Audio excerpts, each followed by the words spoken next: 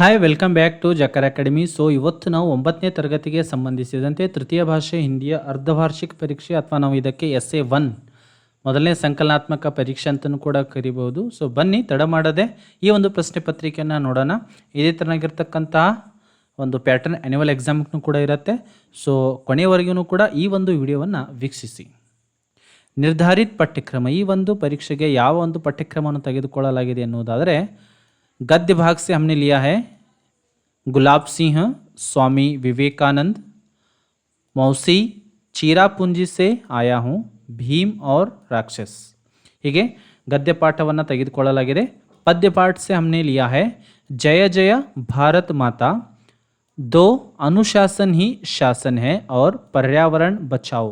ऐसे 3 कविता भाग को हमने लिया है. और पूरक वाचन से हमने लिया है कल्पना चावला, जो कि आपके पुस्तक के अंदर उपस्थित है, उपलब्ध है, उसको आप देख सकते हैं. और रचना भाग से हमने लिया है अनुवाद, गद्यांश, पत्र और निबंध. और अंत में हमने लिया है व्याकरण के अंशों को हमने लिया है. तो चलिए बिना देर के प्रश्न पत्रिका को हम देखते हैं. 9ನೇ ತರಗತಿಯ ಒಂದು ಅರ್ಧವಾರ್ಷಿಕ ಪರೀಕ್ಷೆನ ನೋಡೋಣ. ಈ ಒಂದು ಪ್ರಶ್ನೆ ಪತ್ರಿಕೆ ನಾವು ಕರೀಬಹುದಾಗಿದೆ. SA1 ಅಥವಾ ಮಿಡ್ ಟರ್ಮ್ ಎಕ್ಸಾಮ್ ಅರ್ಧವಾರ್ಷಿಕ ಪರೀಕ್ಷೆ ತೃತೀಯ ಭಾಷೆ ಹಿಂದಿಗೆ ಸಂಬಂಧಿಸಿದಂತೆ. ಒಟ್ಟಾಗಿ 80 ಅಂಕದ ಈ ಒಂದು ಪ್ರಶ್ನೆ ಪತ್ರಿಕೆ ಇರಲಿದೆ. ಇಲ್ಲಿ ಒಂದಿಷ್ಟು ಇನ್ಸ್ಟ್ರಕ್ಷನ್ಗಳನ್ನು ಕೊಡಲಾಗಿದೆ. ಇದನ್ನು ಮಕ್ಕಳೇ ನೀವು ಓದ್ಕೊಳ್ಳಿ. ಒಂದು 15 ನಿಮಿಷ ಮುಂಚಿತವಾಗಿ ಪ್ರಶ್ನೆ ಪತ್ರಿಕೆಯನ್ನು ಓದಲಿಕ್ಕೆ ನಿಮಗೆ ಸಮಯಾವಕಾಶವನ್ನು ಕೊಡಲಾಗುತ್ತೆ. ಬನ್ನಿ ತಡ ಮಾಡದೆ ಪ್ರಶ್ನೆಗಳತ್ತ ಸಾಗೋಣ. ಪ್ರಶ್ನೆ 1, निम्नलिखित प्रश्नों के लिए 4 विकल्प सुझाए गए हैं. उनमें सर्वाधिक उचित विकल्प चुनकर उसके क्रमाक्षर सहित पूर्ण रूप से लिखिए. ऐसे 8 प्रश्न पूछे गए, व्याकरण से संबंधित होंगे. ಎಲ್ಲವೂ ಕೂಡ ವ್ಯಾಕರಣಕ್ಕೆ ಸಂಬಂಧಪಟ್ಟಂಥ ಪ್ರಶ್ನೆಗಳು MCQ ಕ್ವಶನ್ಗಳಾಗಿರ್ತವೆ. ಪ್ರತಿಯೊಂದಕ್ಕೆ ಒಂದೊಂದು ಅಂಕ, ಒಟ್ಟಾಗಿ 8 ಅಂಕಗಳು ಇಲ್ಲಿಂದ ನೀವು ಪಡೆದುಕೊಳ್ಳಬಹುದು. ಪ್ರಶ್ನೆ 1 है निम्नलिखित में सर्वनाम शब्द है. ಕೆಳಗೆ ಕೊಟ್ಟಿರುವಂಥವುಗಳಲ್ಲಿ ಸರ್ವನಾಮ ಶಬ್ದ ಯಾವುದು? Option A Mahesh, option B बादशाह, ऑप्शन सी रामायण और ऑप्शन डी है वह. ಇವುಗಳಲ್ಲಿ ಸರ್ವನಾಮ ಶಬ್ದವನ್ನು ಮಕ್ಕಳೇ ನೀವು ಬರಿಬೇಕಾಗಿರುವಂಥದ್ದು. ಪ್ರಶ್ನೆ 2 है रूढ़ी शब्द का अन्यवचन रूप है. रूढ़ी शब्दದ अन्यवचन रूप आपको लिखना है. ऑप्शन ए है रूढ़ियाँ, ऑप्शन बी रूढ़िया, ऑप्शन सी रूढ़ी, ऑप्शन डी रूढ़िये. इसी प्रकार से प्रश्न 3 है बादशाह शब्द का अन्य लिंग रूप है. आपके ऑप्शंस हैं ए राजा, बी बेगम, सी प्रजा, डी बादशाही. प्रश्न 4 है गुलाब सिंह का घर दूर था वाक्य में कारक है. ಈ ಒಂದು ವಾಕ್ಯದಲ್ಲಿ ಯಾವ ಕಾರಕವನ್ನು ಕೊಡಲಾಗಿದೆ ಅನ್ನೋದ್ರ ಬಗ್ಗೆ ಬರೀಬೇಕಾಗತ್ತೆ. 8 कारक हम सभी जानते हैं, तो उसका 8 में से कौन सा कारक है आपको वो लिखना है. ऑप्शन ए है कर्ता, ऑप्शन बी संबंध, ऑप्शन सी कर्म, ऑप्शन डी करण. प्रश्न 5 सुंदर लड़की खूब गाती है वाक्य में विशेषण है. ಈ ಒಂದು ವಾಕ್ಯದಲ್ಲಿ ವಿಶೇಷಣ ಯಾವುದು ಅನ್ನೋದನ್ನು ಬರೀಬೇಕಾಗತ್ತೆ. ऑप्शन ए लड़की, ऑप्शन बी गाना, ऑप्शन सी सुंदर और ऑप्शन डी ऊपरयुक्त सभी. प्रश्न 6 है सबल शब्द का विलोम शब्द है. और आपके ऑप्शंस हैं ए दुर्बल अथवा निर्बल, ऑप्शन बी सुबल, ऑप्शन सी अबल, ऑप्शन डी सबले. प्रश्न 7 महेंद्र शब्द का संधि विच्छेद रूप है. ಮಹೇಂದ್ರ ಶಬ್ದವನ್ನು ಬಿಡಿಸಿ ಬರೆದಾಗ ಯಾವ ತರನಾಗಿ ಆಗುತ್ತೆ ಅನ್ನೋದನ್ನು ಬರೀಬೇಕಾಗಿರುವಂಥದ್ದು.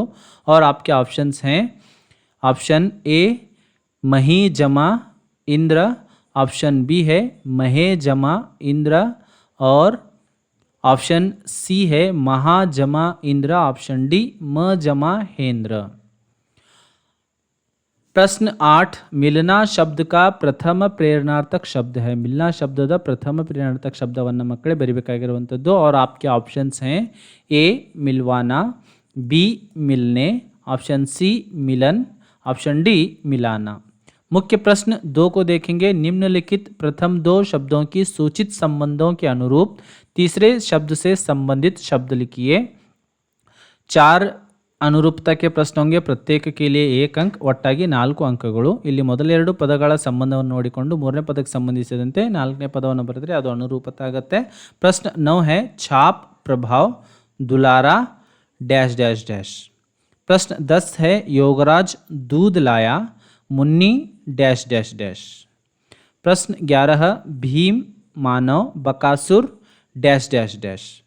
प्रश्न 12 है लाल रंग रुकना, हरा रंग डैश डैश। ಮುಂದೆ ಬರೆದು ಮುಖ್ಯ ಪ್ರಶ್ನೆ 3 निम्नलिखित प्रश्नों के उत्तर एक एक वाक्य में लिखिए। 4 प्रश्न हैं, प्रत्येक के लिए 1 अंक, कुल मिलाकर 4 अंक। 13ನೇ ಪ್ರಶ್ನೆಯನ್ನು ನೋಡುವುದಾದರೆ विवेकानंद के गुरु कौन थे। प्रश्न 14 शिलंग कौन से राज्य की राजधानी है। प्रश्न 15 पानी में क्या खिले हैं। और प्रश्न 14 है आज किसको बचाने की मांग है ಎನ್ನುವಂಥ ಪ್ರಶ್ನೆಗಳನ್ನು ಕೇಳಲಾಗಿದೆ। मुख्य प्रश्न है 4 निम्नलिखित प्रश्नों के उत्तर 2 या 3 वाक्यों में लिखिए। 8 प्रश्न होंगे, प्रत्येक के लिए 2 अंक, कुल मिलाकर 16 अंक। 8 ಪ್ರಶ್ನೆಗಳನ್ನು ಈ ಒಂದು ಭಾಗದಲ್ಲಿ ಕೇಳಲಾಗುತ್ತೆ, ಪ್ರತಿಯೊಂದಕ್ಕೆ 2 ಅಂಕ, ಒಟ್ಟಾಗಿ 16 अंकಗಳು। प्रश्न 17 है भाई को गिरते देखकर बहन ने क्या किया। प्रश्न 18 विवेकानंद की रुचि किन किन विषयों में थी। 19 है दोपहर होने पर मौसी कहाँ पहुँच जाती थी, मौसी बच्चों को क्या क्या खिलाती थी। प्रश्न 20 है 20वें प्रश्न ब्राह्मण का परिवार कौन सी नगरी में रहता था, राक्षस का नाम क्या था। प्रश्न 21 है दुर्घटना से बचने के कोई 2 उपाय लिखिए। प्रश्न 22 परिसर की रक्षा के लिए हमें क्या क्या करना चाहिए। प्रश्न 23 और 24 23 ಹಾಗೂ 24ನೇ ಪ್ರಶ್ನೆಗಳು ಇದು ನಾವು ಪೂರಕ ವಾಚನದಿಂದ ತೆಗೆದುಕೊಳ್ತೀವಿ। ಸೊ ಇಲ್ಲಿ ಅಥವಾ ಪ್ರಶ್ನೆಗಳನ್ನು ಕೊಡಲಾಗಿದೆ, ಇದರಲ್ಲಿ 23ನೇಯಲ್ಲಿ 2 ಪ್ರಶ್ನೆಗಳು ಕೊಡಲಾಗಿದೆ, ಇದರಲ್ಲಿ ಯಾವುದಾದ್ರೂ ಒಂದು ಪ್ರಶ್ನೆಯನ್ನು ನೀವು ಉತ್ತರವನ್ನು ಬರೀಬೇಕಾಗತ್ತೆ। कल्पना चावला का जन्म कहाँ हुआ और उनके पिता का नाम क्या था। अथवा कल्पना चावला के शिक्षा के बारे में लिखिए। प्रश्न 24 है कल्पना चावला की बचपन की क्या आकांक्षा थी ಎನ್ನುವುದನ್ನು ಬರಿಬೇಕಾಗತ್ತೆ। अथवा कल्पना आरंभ से ही कैसी थी ಎನ್ನುವಂಥ ಪ್ರಶ್ನೆಗೆ ಉತ್ತರವನ್ನು ಬರೀಬೇಕು। मुख्य प्रश्न है 5 निम्नलिखित प्रश्नों के उत्तर 3 या 4 वाक्यों में लिखिए। ಒಟ್ಟಾಗಿ 9 ಪ್ರಶ್ನೆಗಳನ್ನು 3 ಅಂಕಗಳಿಗೆ ಕೇಳಲಾಗುತ್ತೆ, ಹೀಗೆ 27 अंकಗಳು ಇಲ್ಲಿಂದ ನಮಗೆ ಲಭಿಸ್ತವೆ। प्रश्न संख्या 25 गुलाब सिंह को बहन कैसे विदा करती है, विस्तार से लिखिए। प्रश्न 26 स्वामी विवेकानंद ने अपने एक भाषण में जनता को ललकार कर क्या कहने को कहा। प्रश्न 27 बच्चों ने मिलकर मौसी की सेवा किस प्रकार की। प्रश्न 28 28वें प्रश्न माइती बाजार के बारे में लिखिए। प्रश्न 29 29वें प्रश्न बकासुर क्या काम करता था और उसके बदले में वह क्या लेता था। प्रश्न 30 है हिमालय के बारे में मैथिली शरण गुप्त जी की क्या भावना है। प्रश्न 31 है चौराहों पर दिए गए संकेतों को विस्तार से बताइए। ಮುಂದುವರೆದು 32ನೇ ಪ್ರಶ್ನೆ ಕವಿತಾ का भावार्थ अपने शब्दों में लिखिए। ಇದರ ಒಂದು ಭಾವಾರ್ಥವನ್ನು ಬರೀಬೇಕು। ಧ್ವನಿ मिट्टी जल वायु आदि जीव जगत के मित्र सभी इनकी रक्षा करना अब कर्तव्य हमारा ಈ ಒಂದು ಪದ್ಯ ಭಾಗಕ್ಕೆ ಭಾವಾರ್ಥವನ್ನು ಬರೀಬೇಕು। आगे बढ़कर प्रश्न 33 गद्यांश का अनुवाद कन्नड़ या अंग्रेजी में कीजिए। ಕೆಳಗೆ ಕೊಟ್ಟಿರುವಂಥ ಗದ್ಯಾಂಶದ ಒಂದು ಅನುವಾದವನ್ನು ಕನ್ನಡ ಅಥವಾ ಆಂಗ್ಲ ಭಾಷೆಯಲ್ಲಿ ಮಾಡಬೇಕಾಗಿರುವಂಥದ್ದು। ಈಗ चिरापुंजी शिलंग से 53 किलोमीटर की दूरी पर है। चिरापुंजी समुद्र की सतह से कोई 1300 मीटर ऊपर जो विश्व में सबसे अधिक वर्षा वाले स्थान के लिए प्रसिद्ध है। ಇದರ ಒಂದು ಅನುವಾದವನ್ನು ಕನ್ನಡದಲ್ಲಿ ಬರೀಬೇಕು। प्रश्न 6 है, मुख्य प्रश्न 6 है निम्नलिखित प्रश्नों के उत्तर 5-6 वाक्यों में लिखिए। 2 ಪ್ರಶ್ನೆಗಳನ್ನು ಕೊಡಲಾಗಿದೆ, ಲಾಂಗ್ ಕ್ವಶನ್ಗಳಿರ್ತವೆ ಇವು। ಸೊ ಪ್ರತಿಯೊಂದಕ್ಕೆ 4 अंक, कुल मिलाकर 8 अंक। प्रश्न 34 है चिरापुंजी के विशेषताओं के बारे में विस्तार से लिखिए। अथवा मेघालय की 3 पर्वतीय अंचलों और उनकी विशेषताओं के बारे में लिखिए। प्रश्न 35 है निम्नलिखित कवितांश पूर्ण कीजिए। ಕೆಳಗೆ ಕೊಟ್ಟಿರುವಂಥ ಒಂದು ಪದ್ಯ ಭಾಗವನ್ನು ಪೂರ್ಣಗೊಳಿಸಬೇಕು।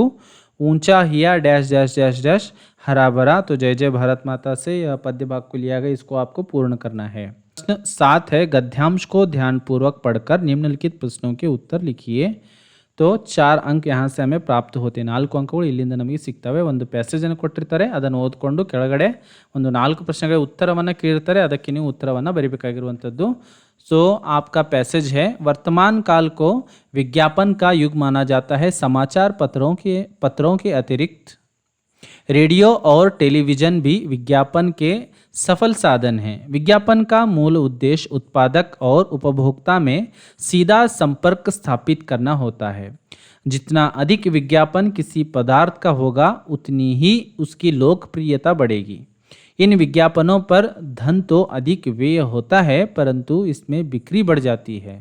ग्राहक जब इन आकर्षक विज्ञापनों को देखता है तो वह उस वस्तु विशेष के प्रति आकृष्ट होकर उस वस्तु को खरीदने के लिए बाध्य हो जाता है। सो ಇಲ್ಲಿ 4 ಪ್ರಶ್ನೆಗಳನ್ನು ಕೊಡಲಾಗಿದೆ। क वर्तमान काल को कौन सा युग माना जाता है। ख विज्ञापन के सफल साधन कौन कौन से हैं। ग किसी पदार्थ की लोकप्रियता कब बढ़ेगी। और घ प्रश्न है, ग्राहक वस्तु विशेष के प्रति कब आकृष्ट होकर उस वस्तु को खरीदता है। ಮುಂದುವರೆದು प्रश्न 8 है, प्रश्न संख्या 37 दिए गए संकेत बिंदुओं के आधार पर 12-15 वाक्यों में किसी एक विषय के बारे में निबंध लिखिए। ನಿಬಂಧವನ್ನು ಮಕ್ಕಳೇ ನಾವು ಇಲ್ಲಿ ಬರಿಬೇಕಾಗಿರುವಂಥದ್ದು। ಅದಕ್ಕೆ 4 ಅಂಕಗಳು। ಸೊ ಇಲ್ಲಿ 3 ನಿಬಂಧನೆ ಕೊಡಲಾಗಿದೆ, ಇದರಲ್ಲಿ ಯಾವುದಾದ್ರು ಒಂದನ್ನು ಬರಿಬೇಕಾಗಿದೆ।